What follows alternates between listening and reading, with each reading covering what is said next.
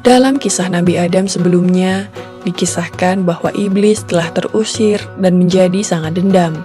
Nabi Adam kemudian mendiami surga, di mana beliau tidak akan kelaparan, tidak akan sakit, dan tidak akan merasakan panasnya matahari.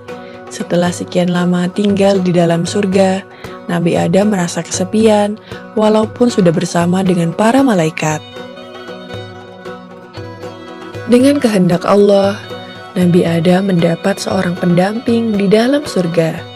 Malaikat bertanya-tanya kepada Nabi Adam, siapakah yang telah menjadi pendamping Nabi Adam tersebut? Beliau dengan ilham dari Allah menjawab bahwa istrinya tersebut bernama Hawa. Sejak saat itu, Adam dan Hawa mendiami surga dalam hidup penuh kebahagiaan.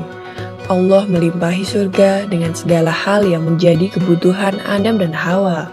Namun dari segala hal tersebut, terdapat sebuah pohon yang disebut pohon huldi yang terlarang didekati oleh Adam dan Hawa. Allah memperingatkan bahwa Adam dan Hawa akan celaka dan termasuk ke dalam orang yang zalim bila mendekati dan memakan buah dari pohon tersebut. Adam dan Hawa awalnya hidup tentram dan nyaman di surga. Namun suatu waktu, syaitan yang merupakan salah satu golongan iblis yang terkutuk mendatangi Adam dan Hawa. Syaitan berusaha menggoda dan menjerumuskan Nabi Adam dan Hawa. Syaitan membandingkan Nabi Adam dan Hawa sebagai manusia dengan para malaikat, bahwa malaikat akan menjadi penghuni surga yang abadi, sedangkan Nabi Adam dan Hawa akan menjadi khalifah di bumi. Para malaikat hidup dengan nikmat tiada henti dengan hidup abadi di surga. Syaitan mengatakan bahwa ia tahu caranya agar Nabi Adam dan Hawa bisa seperti malaikat. Ia mengatakan bahwa Nabi Adam dan Hawa harus mendekati pohon khuldi. Syaitan juga membujuk mereka untuk memakan buah dari pohon tersebut. Akhirnya, Adam dan Hawa tergoda untuk memakan buah dari pohon khuldi. Setelah memakan buah dari pohon tersebut, kemudian terbukalah aurat Nabi Adam dan Hawa. Karena muncul rasa malu, dengan susah payah, Nabi Adam dan Hawa berusaha menutupi aurat yang tampak itu dengan dedaunan yang ada di sekitar mereka.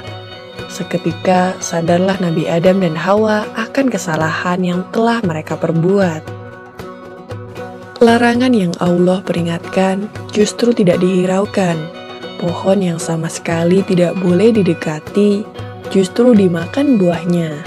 Rasa penyesalan pun muncul.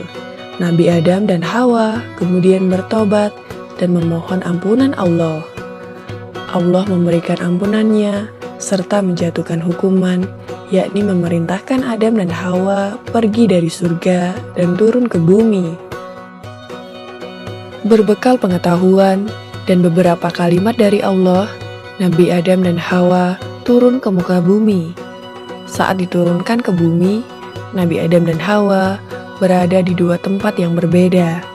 Nabi Adam merasa kehilangan dan mencari-cari keberadaan Hawa, sedangkan Hawa juga mencari-cari keberadaan Adam. Di muka bumi yang luas itu, mereka terus-menerus saling mencari.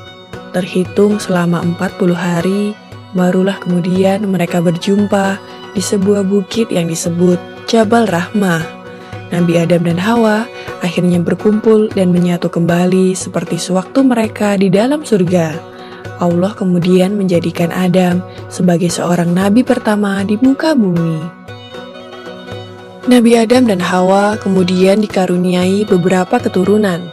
Hampir semua anak Nabi Adam dan Hawa terlahir sebagai anak kembar, laki-laki dan perempuan. Setelah beberapa pasang anak Nabi Adam dan Hawa lahir, mereka semua hidup sesuai dengan ajaran dan petunjuk-petunjuk dari Allah.